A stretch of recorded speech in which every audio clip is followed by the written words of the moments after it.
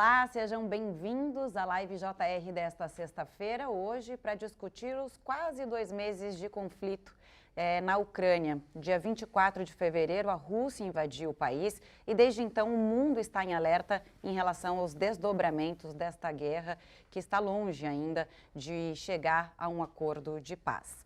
Hoje, uma live de peso aqui, nós temos os 3 enviados especiais à guerra na Ucrânia, o Leandro Stoliar, que esteve lá no pré-conflito e também quando estourou ali e teve a invasão da Rússia à Ucrânia.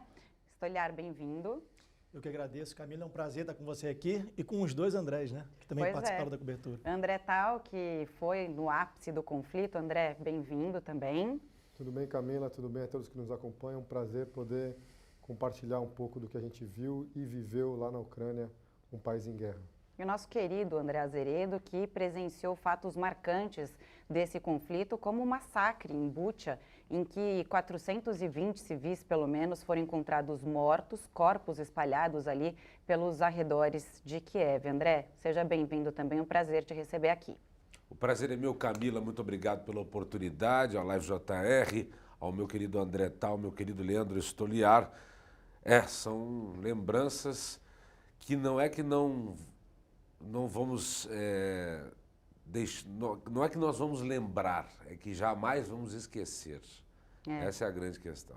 Bom, gente, só lembrando que você que nos acompanha aqui pode mandar a sua pergunta pelas plataformas digitais da Record TV, do Jornal da Record e do Portal R7. Eu já vou abrir com uma pergunta de um internauta, o Lucas Tadeu, que pergunta para vocês o seguinte: qual foi a sensação quando souberam que iriam para a guerra? Pensaram que talvez não voltariam ao Brasil? E aí eu já emendo uma pergunta também, que é a seguinte: como vocês olham a cobertura que vocês fizeram, esse conflito, quase 2 meses depois de um conflito super violento ali e com denúncias de crimes de guerra e tudo mais? Vamos começar então com Azeredo, que foi o último a voltar da Ucrânia, e a gente assim segue. Vai o Tal e depois o Stoliar. Não tive medo de não voltar para o Brasil. Como disse o Stoliar anteriormente, a gente nunca espera que o pior aconteça, até porque a gente toma cuidado lá, né? É uma experiência para qualquer repórter estar numa situação como essa, embora triste.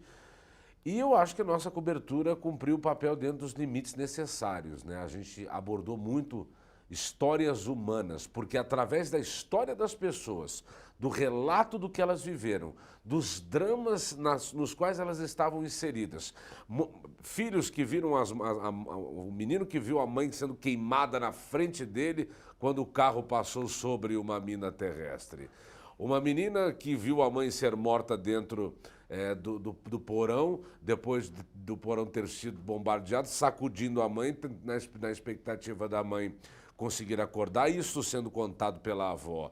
A mãe com medo de morrer ao lado da filha, com a filha perguntando se podia levar brinquedos para o céu, caso viessem a morrer naquele momento. Uma pessoa que tentava sair de casa de cadeira de rodas para fugir quando entrar no carro, ver vizinhos baleados na cabeça porque tinham sido acabados de serem alvejados pelos russos, também na tentativa de fugir com seus carros. Então a cobertura de uma guerra ela pode ser em várias frentes. E eu acho que a nossa frente, tanto desde a preparação daquela expectativa com o Stoliar, depois passando pelo trabalho do Tal e comigo também, a gente conseguiu traduzir muito o que as pessoas estavam sentindo.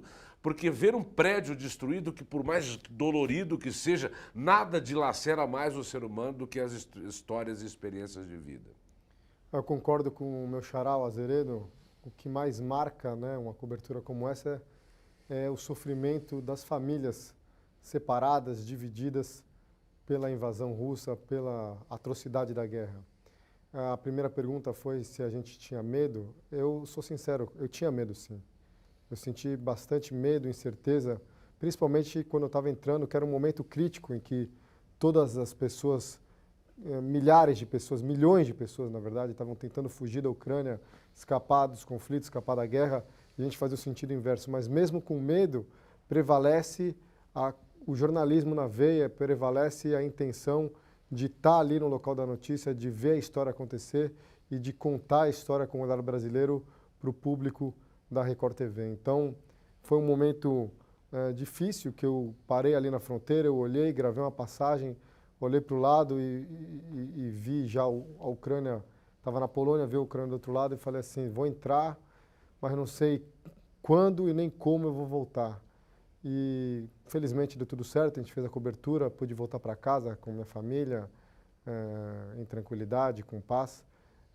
Mas naquele momento você entra e é um choque, porque simplesmente a gente se deparou com milhares de refugiados, onde a gente passava como quase nos atropelando assim numa fuga em massa e a gente fazendo o caminho inverso, num frio, escuridão, um clima muito tenso. E foi uma experiência profissional de vida em 22 anos de jornalismo, talvez um dos momentos mais marcantes do que eu já fiz. E acho que tanto o Azeredo quanto o Stoliar também vão ter momentos que eles, como disse o Azeredo, momentos que jamais vão esquecer dessa cobertura desse conflito. Pegando um gancho no que o André falou, eu estou muito orgulhoso do que a gente fez lá, não estou falando só de mim, do Luiz Felipe Silveira, que foi o repórter cinematográfico que foi comigo, mas do André Tal, da equipe dele, do André Azeredo, porque eu acho que a nossa cobertura foi além dos tiros e bombas, né, que a gente fala em televisão, foi uma cobertura humana. E eu acho que isso foi o fundamental, e foi um golaço da Record ter mandado repórteres para lá para ver de perto o drama humanitário, a situação que as pessoas ucranianas viviam antes e durante a guerra, porque não adianta só a gente mostrar lá os bombardeios, os mísseis, mas mostrar o que aconteceu de fato com aquelas pessoas que viviam ali, não só antes, como depois que a guerra começou. Então, pegando um gancho no que o André falou, é claro que a gente tem medo, não dá para você cobrir uma guerra achando que não vai acontecer nada. Quando a gente vai para esse tipo de cobertura, a gente vai achando que pode acontecer, apesar de que, quando a gente chegou lá 10 dias antes da guerra, os ucranianos não acreditavam que o país seria invadido pela Rússia. E durante 10 dias a gente cobriu a preparação desses ucranianos para se defender no caso de uma invasão, mesmo não acreditando piamente de que a Rússia invadiria o país. E também acompanhando ali a vida das pessoas que se preparavam para fugir do país em que elas viviam, um país que elas amam, por conta de uma guerra. Então, eu achei que a cobertura foi muito importante e foi uma cobertura que deu realmente orgulho para a gente, como o André falou, o André Tal, né, falou, a gente nunca viveu, pelo menos nós três que estamos aqui, nunca vivemos uma situação como aquela que a gente viveu na Ucrânia, de uma guerra, de estar ali dentro do hotel ou na rua, ou fazendo uma entrevista e ouvir um míssil cair, ouvir uma bomba no meio de um tiroteio. Então é uma experiência completamente diferente e que a gente vai guardar para sempre. Como o André Azeredo falou agora, não é que a gente não é que a gente vai lembrar disso, a gente não vai esquecer. Então eu achei muito importante esse tipo de cobertura, não só de ter chegado antes, mas de ter acompanhado o dia em que a guerra começou, porque isso é história, né? O que a gente mostrou antes e o que a gente mostrou dias depois da guerra vai ficar para a história, porque nunca mais a Ucrânia vai ser a mesma. E respondendo a segunda pergunta, Camila, que foi a pergunta sobre como é que foi a nossa cobertura, né? Já falei que foi humana, que a gente não teve medo, mas na minha opinião, o que marca a nossa vida como repórter é ouvir as histórias das pessoas. E eu tive a oportunidade de viajar no trem com os refugiados durante 24 horas, o primeiro trem que saiu de Kiev em direção à Polônia, e aquilo ali me marcou muito, ver as famílias olhando os homens do lado de fora, dentro do trem, né, olhando os homens do lado de fora do trem, na estação ali, porque os homens naquele momento, por conta da lei marcial, não podiam deixar a Ucrânia, os homens entre 18 e 60 anos precisavam ajudar o exército ucraniano. Então, para mim, marcou muito ver aquelas mulheres, idosos, crianças do lado de dentro do trem, olhando as famílias, os homens do lado de fora, ficando em Kiev para ajudar o exército enquanto elas saíam dentro do trem para se proteger. Isso é uma imagem que realmente nunca mais vou esquecer. Vamos fazer, então, um apanhado assim, cronológico de como foi a guerra desde o início. Então, eu queria saber aonde você estava exatamente. Você estava em Mariupol, se não me engano, né? A gente se falou por mensagem assim que estourou o conflito. Depois, queria saber do André Tal, o que ele viu ali, como estavam os bombardeios, e o Azeredo também, que participou já quando essa crise humanitária já estava mais do que escancarada, né? Já são 5 milhões de refugiados ucranianos, segundo a ONU. Então, só fazer essa cronologia da guerra, de quem estava ali dentro mesmo, e como foi relatar tudo isso para a gente que estava aqui acompanhando, e quais são os desafios, né? Porque você não sabe o que vai acontecer, em quem confiar. Tinha civil armado por parte da Ucrânia, tinham as próprias tropas russas ali também. Então, como era, né, passar por esses desafios ali e tudo mais? Era um desafio muito grande, foi um desafio muito grande e continua sendo cobrir a guerra por dois motivos principais. Primeiro, porque a gente não sabe quais são os lugares que vão ser atacados. Então, a gente pode estar num lugar considerado seguro, mas naquele momento ali ele pode ser atingido por um tiro, por um míssil, por uma bomba. O outro desafio é o fato da guerra de informação ter começado antes da guerra e continuado depois da guerra. A gente não sabe ali quem é que está falando a verdade, quem está falando mentira, quem está tentando controlar a informação para favorecer de alguma maneira o próprio exército, a própria estratégia de guerra. Então, eu repito, eu fiquei muito orgulhoso da gente não ter caído, não ter embarcado nessas informações divulgadas não só pela Rússia, como pela Ucrânia também, e ter dado valor à questão humanitária, às histórias, aos dramas das famílias que estavam ali. Eu e o Luiz Felipe Silveira, o repórter cinematográfico, a gente estava em Mariupol, que aqui no Brasil se convencionou falar Mariupol, mas lá eles chamam de Mariupol, é uma cidade no leste da Ucrânia, a última cidade controlada até então pelo exército ucraniano, no dia 24 de fevereiro. A gente estava naquele hotel, um dia antes era um hotel lotado de jornalistas, só que os jornalistas foram embora porque os Estados Unidos divulgavam que a Rússia podia invadir o país por ali, por Mariupol, nas próximas, naquela época, 48 horas. Então, os jornalistas, a maioria, saiu daquele hotel e procurou abrigo em outras cidades. Ficamos apenas a nossa equipe, junto com uma equipe da França e uma equipe do Afeganistão, se não me engano. Quando a Rússia invadiu o país, invadiu pela cidade de Mariupol, porque a cidade era a cidade mais próxima da fronteira no Donbas, ali naquela região de Donbas, que era controlada pelos grupos separatistas, o que a Rússia chama de grupos separatistas. E, pelo outro lado de Mariupol, a cidade dá acesso ao Mar de Azov e os navios russos já faziam exercícios militares por ali. Então, quando a Rússia invadiu, ela invadiu por terra, né, invadiu o espaço aéreo com os caças, invadiu por terra pela fronteira com os tanques e começou a atacar a cidade também pelo mar com os navios de guerra que estavam ali. Então a gente estava no centro da guerra, no centro da invasão, no lugar mais perigoso, digamos, do mundo naquele momento.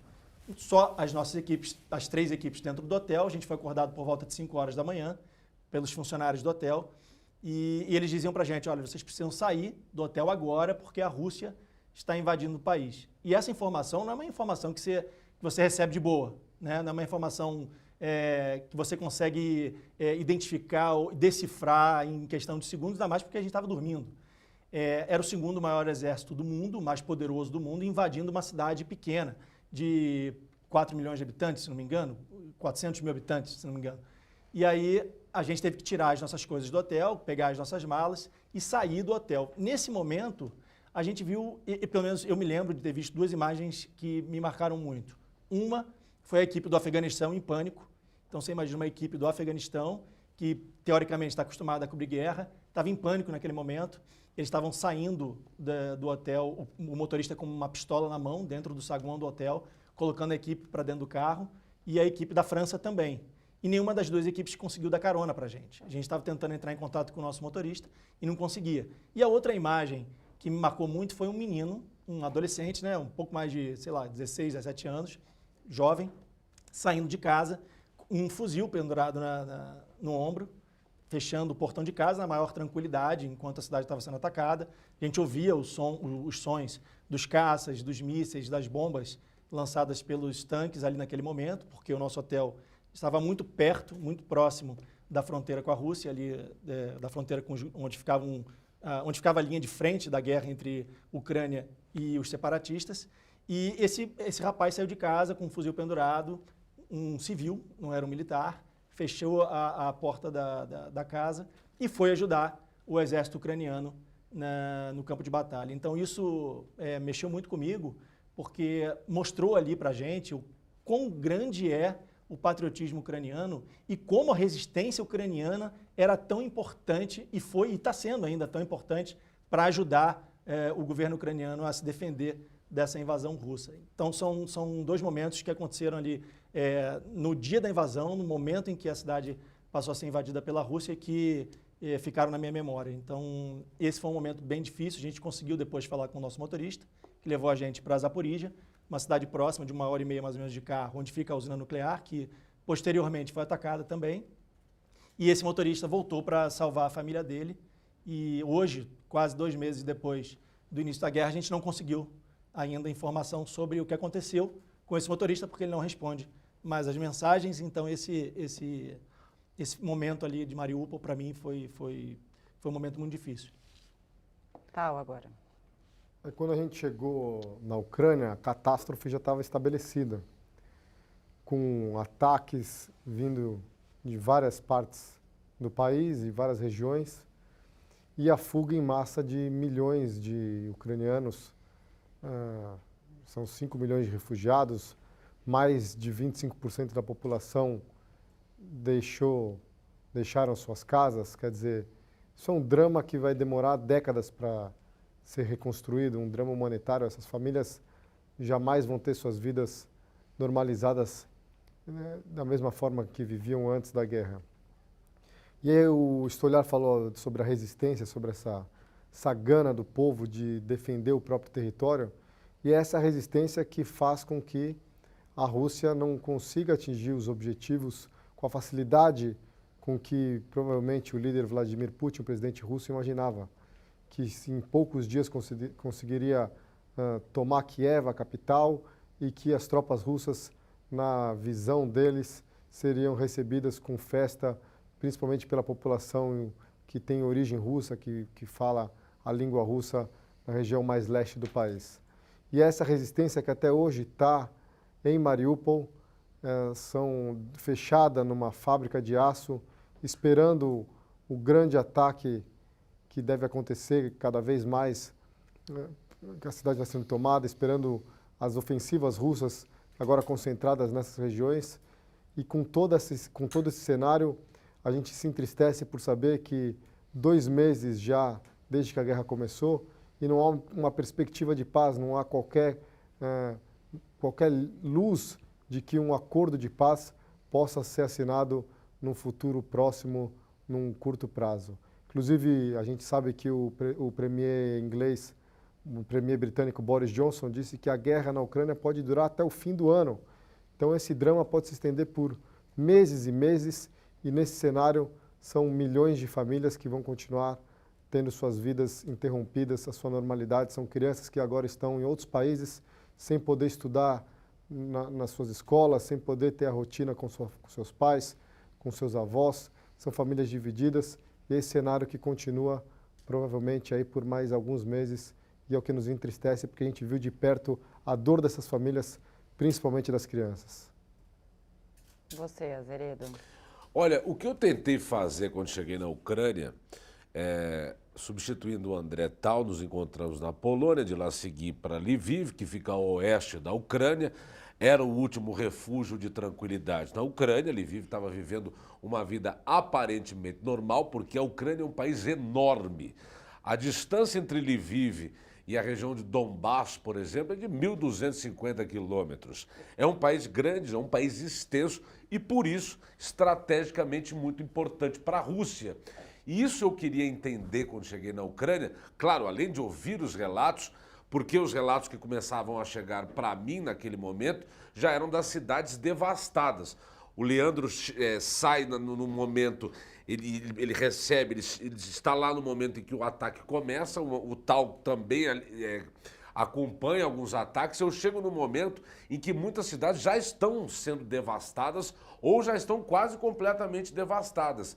Então eu tive a oportunidade de falar com as pessoas que permaneceram na Ucrânia, embora tenham fugido do seu lugar de origem, porque eles acompanharam a evasão da Ucrânia, as pessoas que foram evacuadas da Ucrânia, que fugiram para outros países. Ora, temos que ter a noção que nem todo mundo tinha condições financeiras ou tinha qualquer capacidade de cruzar a fronteira para a Polônia, quiçá ir para outro país. Então, Lviv, que teve a sua população aumentada em quase 3, 4 vezes, diante do número de ucranianos que ali estavam, porque muitos também esperavam que fosse uma blitzkrieg, como a Putin imaginava. Eles esperavam que a guerra fosse acabar rápido. E isso não aconteceu. Não aconteceu como Putin esperava e também não aconteceu como o povo ucraniano não esperava. Agora, quanto a essa resistência do povo ucraniano, isso que eu queria entender, e eu me detive nisso para entender uma coisa muito sui generis sobre o povo ucraniano. Quando nós falamos sobre o povo do leste europeu, nós temos que ter na cabeça o respeito a uma diferença básica. Não há um pensamento semelhante quanto ao nosso. Quando se trata de um povo ancestral, a noção de nação ela vai ser diferente. A maior parte dos ucranianos, por exemplo, eles não se consideram europeus, eles se consideram eslavos. Eles fazem parte de um povo que geograficamente é chamado de europeu, mas para eles isso não existe. E como é que eu estou dizendo isso? Não é do livro do didático, não é das teorias políticas, é da conversa com o povo. O povo ucraniano é o mesmo povo da Rússia, é o mesmo povo da Bielorrússia, com diferenças das questões políticas da divisão da terra. Porém, a Ucrânia tem uma questão sui generis. O oeste da Ucrânia, onde nós estávamos, onde o tal ficou também em Lviv, era uma área que pertencia à Polônia, então é uma parte europeia. Então essa divisão do país que a gente fala assim, pró-Rússia, defesa da resistência ucraniana, isso tem que ser relativizado, gente, quando você conversa com o povo ucraniano. Primeiro porque todos os ucranianos falam russos. Todos os ucranianos falam russo. Vou falar de novo. Todos os ucranianos falam russo, porque durante 90 anos aquilo ficou a União Soviética e o idioma era o russo. Então a questão de ser anterior à União Soviética ou não, à Ucrânia, não importa, 90 anos é um tempo mais do que suficiente para você deixar uma base cultural no país, difícil de você ser rompida de uma hora para outra. Então o que a gente via escutando a história das pessoas é que, primeiro, o que é ser pró-Rússia, que tanto se fala, o sujeito que mora em Mariupol, que mora no Donbás, em Donetsk, em Lugansk, em Kharkiv, na faixa leste da Ucrânia, o que é ser pró-Rússia? É ser pró-governo Putin? Ou ter já a língua russa no seu costume? O sujeito cruza a fronteira para ir na casa da avó. Você está entendendo? O sujeito tem gente... O russo está na placa, ele entende melhor o russo do que o ucraniano. E não necessariamente porque ele faz parte de um programa ou de um grupo me fugiu a palavra, André. De separatista. Não necessariamente, isso tem que ser relativizado. E isso era o que mais machucava quando a gente via na Rússia. Por que eu estou falando isso? Porque isso machucava quando a gente via o povo. O povo ficou sem entender o que estava acontecendo durante muito tempo. Porque começou a se vender esse nacionalismo exacerbado ucraniano, com razão, porque está sendo atacado, está sendo invadido pela Rússia. Mas quando você começa a vender esse nacionalismo, esse ódio a todas as origens russas, você cria um cataclisma identitário no povo ucraniano. As pessoas falam russo entre si, é normal para eles isso, entendeu? Então daí que está que o Stoliar estava falando sobre a questão da propaganda. A propaganda não era só na informação do que aconteceu de fato com a Ucrânia, quem acertou quem, quantos morreram aqui. O problema é que essa propaganda, ela começou a fazer muito mal para o país. A começar pela região que foi afetada. Qual foi a primeira região afetada? A primeira região atacada na Ucrânia, onde estava o Leandro Stoliar. Aonde? No leste da Ucrânia, onde tem majoritariamente as pessoas que migraram da Rússia para lá, Lugansk e Donetsk, que são cidades industriais criadas pela União Soviética. Ela não tem a história que tem em Lviv. Então a maioria é russa, é evidente que vai ser russa. Agora, se você tem uma proximidade com a Rússia, daqui a pouco você é atacado pela Rússia, a primeira pergunta que o sujeito se faz é assim, por que estão atacando a gente aqui e não estão atacando o outro lado do país? Isso gerou uma confusão, Camila e ouvintes, nas pessoas na Ucrânia que ficava assim, você conseguia tocar a decepção das pessoas, a dúvida, assim, o que está acontecendo? Por que nós estamos sendo atacados? Isso não ficou claro para as pessoas. Você vai achar várias teses, várias explicações a respeito do gás que tem no solo ucraniano, o gás de xisto que tem na região do Mar Negro, tem a questão da fronteira militar da OTAN, tem a questão da provocação da entrada da União Europeia por parte da Ucrânia. O problema é que você tem uma questão identitária mal resolvida e não sei se está sendo perversamente explorada pela Rússia. E a gente via isso na cara das pessoas. E mais, na preocupação e na incerteza. O André falou até o final do ano, eu não sei hoje sair de lá sem a menor noção de quando isso vai terminar, porque não está claro o que se quer. O que se parece é que a Rússia não quer mais contato territorial com a Ucrânia. Vai criar uma série de republiquetas para que não haja mais contato entre os países, para que não se sinta mais ameaçada. O problema continua o mesmo. Nós fomos lá conversar com pessoas. E a guerra, quando ela é traduzida em pessoas, ela é mais assustadora. E André, deixa eu só pegar um gancho, Camila, no que o André está falando, que é muito importante que as pessoas entendam a história da Ucrânia e a história da Rússia e também a história da União Soviética para poder entender a guerra. A Rússia começou a se preparar para essa guerra em 2014, quando o presidente Viktor Yanukovych foi deposto da presidência da Ucrânia pelo povo ucraniano. Eles foram para a rua numa manifestação sangrenta que recebeu o nome de Euromaidan, porque aconteceu na Praça Maidan, que fica no centro de Kiev, nós estivemos lá. E depois que o Viktor Yanukovych foi deposto do cargo, era um presidente que sofria influência da Rússia, um presidente que sofria influência direta, e por isso eles chamam de governo pró-Rússia, chamavam naquela época. Quando ele caiu, houve uma nova eleição em que o Zelensky... eles colocaram um outro presidente, que eu não estou me recordando o nome agora, depois uma eleição em que o Zelensky foi eleito, e o Zelensky não é um presidente pró-Rússia.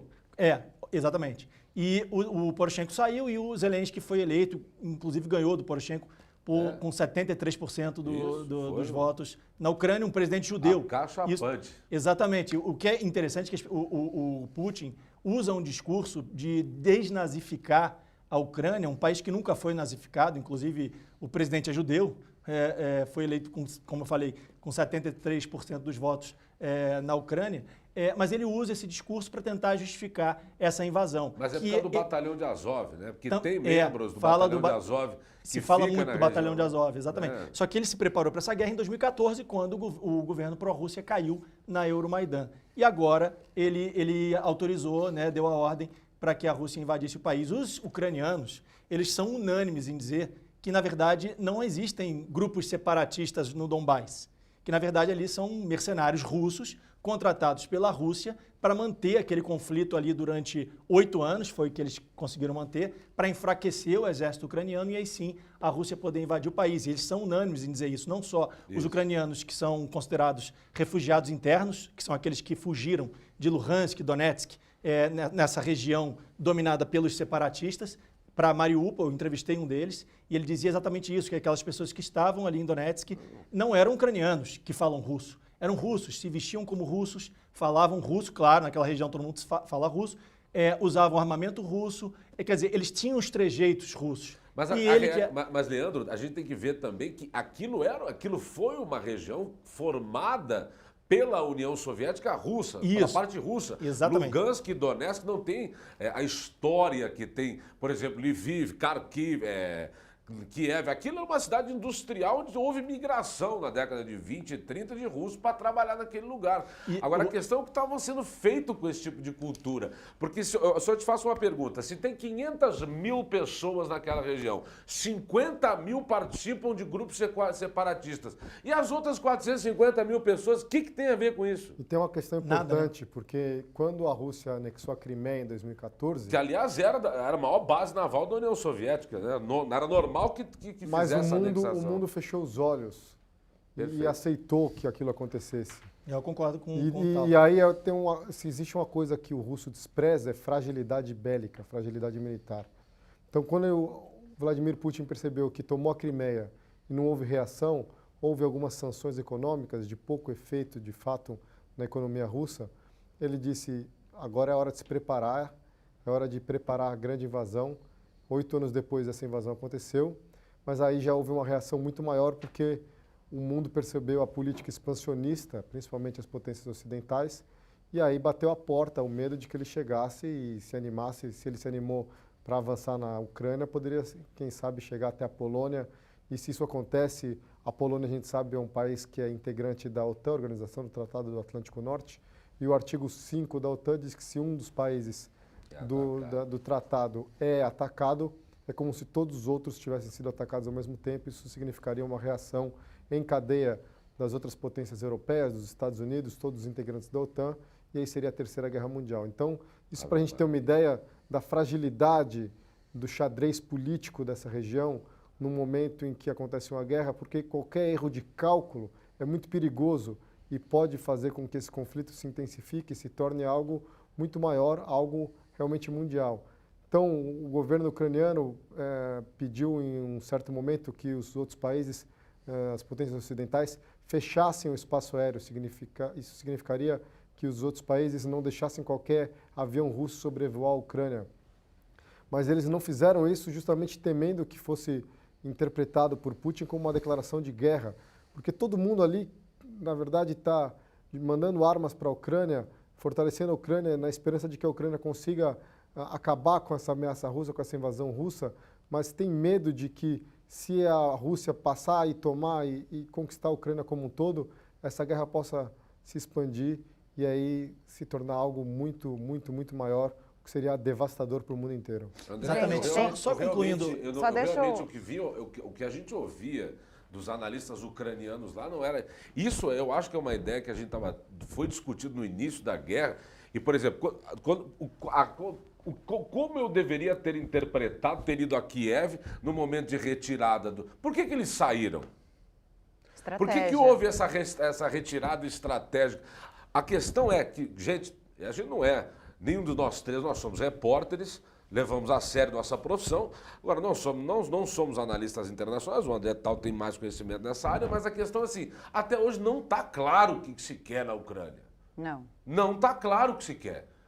Quando eu cheguei em Bucha, por exemplo, lá para ver as imagens que rodaram o mundo, as pessoas mortas nas ruas, ou seja, retirada das tropas russas. As tropas russas saíram em peso de toda a parte da região metropolitana da capital Kiev, do norte da Ucrânia. Para quê? Será que aquilo... Então, a dominação ela continua naquela faixa fronteiriça, que é um C, a questão da fronteiriça, e na parte sul militar. Inclusive, agora está a Batalha de Donbás, né? Os especialistas Mas continua dizem sendo que Donbás, Putin... a questão é que ninguém sabe o que esse homem quer. Exatamente, né? Acho que os especialistas não conseguem ler o que se passa na cabeça de Vladimir Putin. De fato, ele está indo por fases. A guerra, agora, próxima a esses 2 meses, entra numa nova fase que está sendo chamada de Batalha de Donbás, com intensificação dos bombardeios, inclusive em Mariupol. Que já acontecem há há 8 uma cidade anos, estratégica Exato. e economicamente importante ali para a Rússia, porque ali ele teria o Mar de Azov e o Mar Negro. Então, estrategicamente para a Rússia, economicamente também seria muito bom. Deixa eu só falar aqui a participação de mais um espectador aqui da nossa live JR, Lourinho Ricardo, pelo Facebook do Portal R7. Ele manda a seguinte pergunta, que tem a ver com o que a gente está discutindo aqui. Quem tem mais possibilidades de ganhar essa guerra? Deixa A pra Rússia. vocês.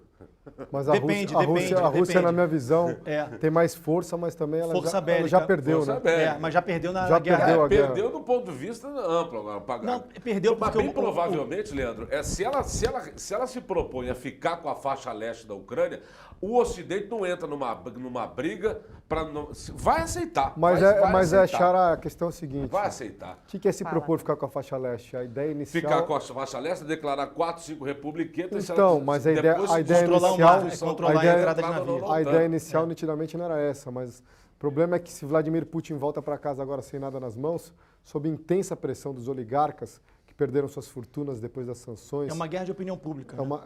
Ele está ameaçado, então ele tem que fortalecer ainda mais o controle sobre a população e ele tem que conseguir alguma coisa para que ele não volte de uma guerra tão custosa para a imagem internacional, para a opinião pública internacional em relação à Rússia, sem alguma conquista. Então ele vai tentar focar nessas regiões para ter alguma conquista, para falar, bom, vamos lá e voltamos vitoriosos. Mas o de que fato, aconteceu, deixa já eu só perdeu a concluir guerra. aquele pensamento que Mas o que aconteceu foi que o Putin ele tinha o interesse de terminar com a guerra em 2, 3 dias e ele não contava com a resistência ucraniana. O que eu queria dizer justamente sobre a resistência é que a resistência ela faz parte da história da Ucrânia. Para você entender a resistência... Não, mas na Ucrânia tem uma situação diferente. Porque, para você entender o que é a resistência ucraniana, você vai ter que voltar um pouquinho no tempo. Na época do início da União Soviética, quando aconteceu o Holodomor. O que é o Holodomor? Para as pessoas que estão em casa entender. O Holodomor é considerado hoje, na Ucrânia, o genocídio ucraniano, que foi provocado pelo Stalin, pelo Joseph Stalin, que foi o presidente da União Soviética, o líder da antiga União Soviética, lá na década de 20, quando ele relativizou, né, a produção de grãos. Ele obrigou os produtores de grãos da União Soviética a cederem esses grãos para a comunidade, para que todos tivessem acesso aos grãos, só que os produtores da Ucrânia criaram essa resistência no início e, por conta disso, milhões de pessoas, se não me engano, 4 milhões, morreram de fome. Então, hoje, o que eles chamam de genocídio ucraniano, hoje os ucranianos têm ou um parente muito próximo ou um parente distante que morreu de fome, de inanição, durante o Holodomor, que morreu de fome. Então, essas pessoas, elas, seguindo essa linha de pensamento, essas pessoas não querem a hegemonia russa. É justamente por isso que eles foram para a rua no início de 2014, em fevereiro de 2014, para poder, na verdade começou em novembro do ano anterior, mas em 2014 foi o que aconteceu mesmo ali o pico da manifestação para tirar o governo pró-Rússia. Então, para vocês entenderem o que é a resistência ucraniana, a gente precisava entender um pouco dessa história do Holodomor, que é muito forte hoje na Ucrânia.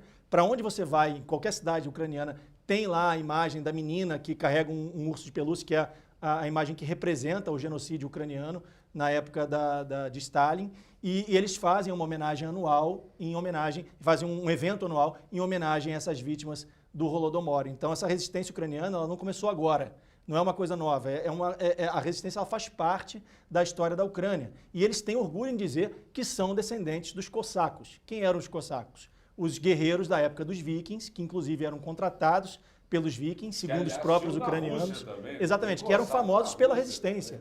Gente, deixa eu falar uma fez coisa parte pra da Rússia vocês. durante um período, né? A gente tem mais 3 minutos e meio de live, só para falar aqui, que a gente tem bastante participação. Estão chegando muitos comentários nas redes sociais da Record TV, Portal R7, parabenizando vocês três pelo trabalho, pela coragem de cobrir uma guerra. Eu aproveito aqui para fazer um minutinho cada um, para entender, a gente aqui de longe não entende muito o que significa essa resistência, né? São lugares que continuam de pé, são pessoas que têm uma vida, não dá para falar normal, mas mais próximo do normal, conseguem ficar em casa, com a família. O que significa essa resistência nesse momento que o ponto forte da Ucrânia nesse conflito violento e desigual gerido pela Rússia? Significa, por exemplo, um engenheiro que larga sua família, larga sua profissão e pega em armas para entrar nas forças de segurança da Ucrânia. Significa, por exemplo, empresários que começam a usar toda a sua habilidade empresarial para organizar uma fábrica, uma metalúrgica que produza em tempo recorde os chamados ouriços tchecos, que são aquelas fortificações de aço para impedir o avanço de tanques. Significa, por exemplo, pessoas que trabalham com marketing, que trabalham com publicidade, que agora focam principalmente em criar logística para que se possa levar medicamentos e mantimentos das áreas mais oeste do país para as áreas mais atingidas pelo conflito. Significa que toda a população ucraniana, na sua essência, nesse momento está imbuída do dever de ajudar as forças de guerra, de ajudar os refugiados, de ajudar as pessoas que estão sofrendo. Então, todo mundo, de alguma forma, está participando dessa resistência que pode ser militar, social ou simplesmente fazendo algum tipo de serviço que ajude as pessoas mais atingidas pelo conflito. Mas é uma sociedade desesperada, com medo da fome, cuja a plantação já terminou em 50%. A gente teve em Vinnytsia, a gente foi nas plantações, onde muita gente achava que não tinha que ir porque não tinha conflito. Lá está o medo da Ucrânia.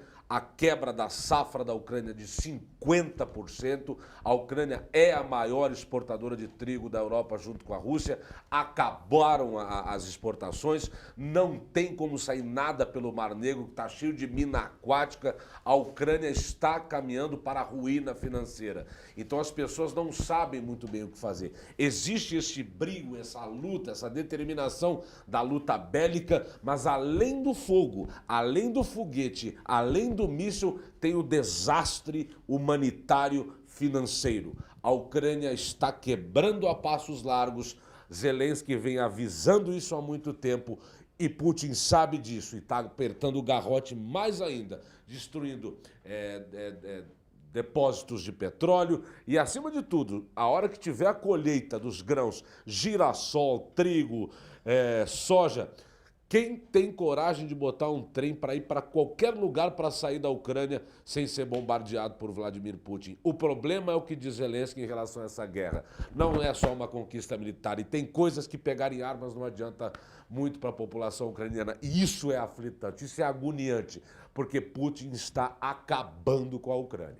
Na verdade, o Zelensky ainda pediu mais ajuda militar, que na nossa opinião, não sei se vocês concordam com isso, quanto mais arma, pior, né? Mais gente vai morrer nessa guerra. A resistência, só respondendo a pergunta do nosso seguidor, a resistência ela é muito importante porque, segundo os próprios militares ucranianos, quando um militar entra em guerra contra um exército, teoricamente eles seguem um padrão de guerra, de deslocamento no terreno, de movimentação, de armamento. E quando eles lutam contra uma resistência, eles não sabem aonde está o inimigo.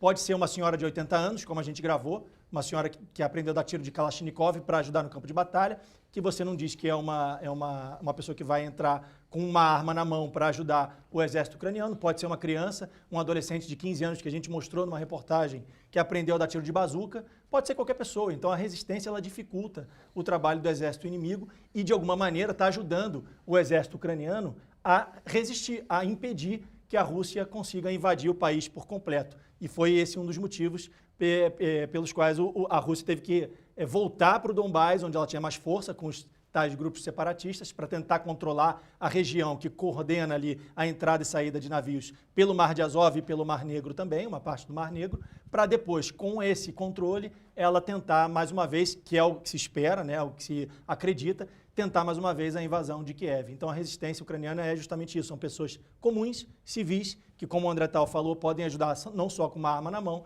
mas também de alguma outra maneira, atuando, como a gente mostrou também na reportagem, produzindo camuflagem para o tanque, ajudando a produzir, né, o que o André disse, o ouriço, né, André? Ouriço check, que são aquelas estruturas de metal que eles colocam no checkpoint, enfim. A resistência ela ajuda dessa maneira e a resistência ucraniana faz parte da história da Ucrânia e ela é muito forte. O problema todo dessa guerra foi que o Putin não acreditava que seria tão forte e não contava com uma resistência tão potente do lado ucraniano. Em 20 segundos, só para terminar minha parte, quando você quebra um país, isso os ucranianos falavam muito, ao quebrar a Ucrânia economicamente, a Rússia está fazendo a política do país falido. Num país falido, derruba-se qualquer governo. Guerra, infelizmente, só se traduz com sofrimento, né? Então, queria agradecer vocês três, esses três grandes repórteres que foram enviados à Ucrânia para trazer e para fazer essa cobertura difícil. Obrigada pela participação aqui na Live JR, bate-papo assim voou, né? 40 minutos hoje, não deu nem para sentir o gostinho que já acabou. Tinha que ter 2 horas, né? Obrigada pela participação, boa tarde a vocês e chega ao fim a Live JR. Sexta que vem teremos outros assuntos e a gente conta com a sua participação. Até mais.